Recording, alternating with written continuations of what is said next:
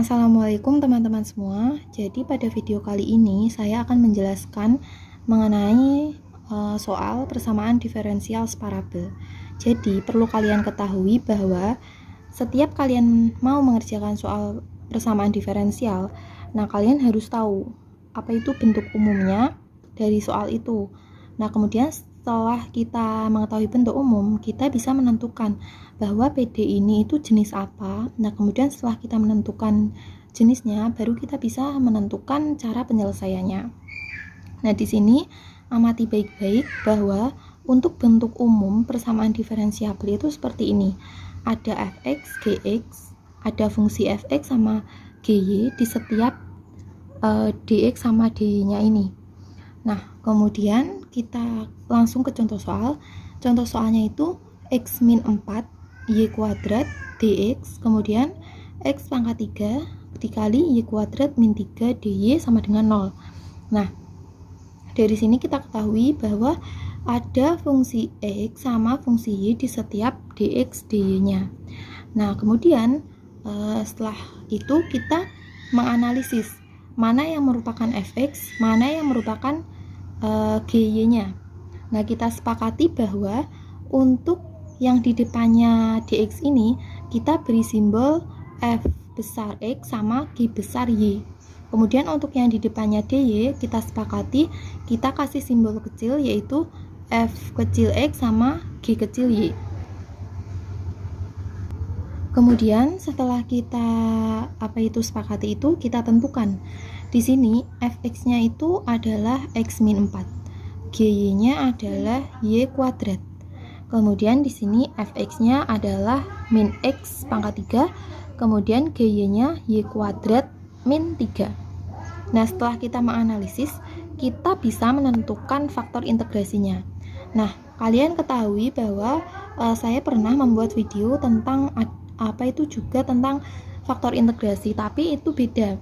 Di sini itu khusus untuk PD separabel itu mempunyai faktor integrasinya itu jelas. Jadi ada rumusnya. Rumusnya itu 1 per f kecil x sama g besar y. Nah, jadi dari sini kita tinggal mengalihkan sesuai yang kita analisis ini. Jadi kan f kecil x-nya itu kan min x pangkat 3, kemudian g besar y-nya adalah ini y kuadrat, sehingga kita tinggal mengalihkan sehingga faktor integrasinya itu 1 per min x pangkat 3 y kuadrat. Oke teman-teman, kemudian setelah kita menemukan faktor integrasinya ya, kita itu bisa mengalihkan faktor integrasinya ke persamaan awal. Nah kan ini ya diketahui faktor integrasinya ini, kemudian dikalikan setiap dx sama dy-nya, sehingga di sini seperti ini. Untuk perhitungannya ya kita tinggal mengalihkan ya di sini, kemudian kalian bisa amati setiap barisnya. Nah sehingga di paling akhir kita bisa menemukan hasilnya itu ini.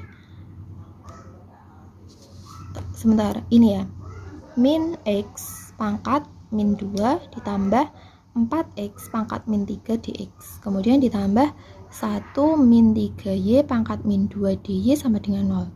Setelah kita memperoleh ini, kita bisa mengintegralkan masing-masing terhadap dx sama terhadap dy.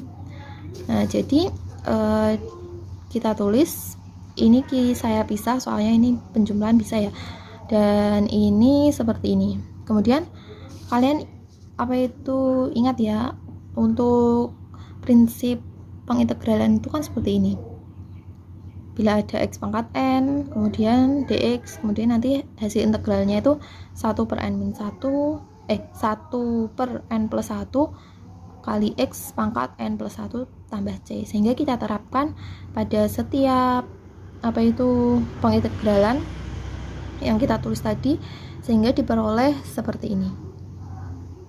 Nah kemudian setelah kita menemukan pengintegralannya ya, kita tinggal menulis untuk diperoleh solusi umum, sehingga solusi umumnya itu adalah 1 per x min 2 per x kuadrat ditambah y ditambah 3 per y sama dengan c. Nah itu untuk persamaan diferensiabel. Nah ini untuk dari awalnya Saya perlihatkan lagi bila mau dicatat.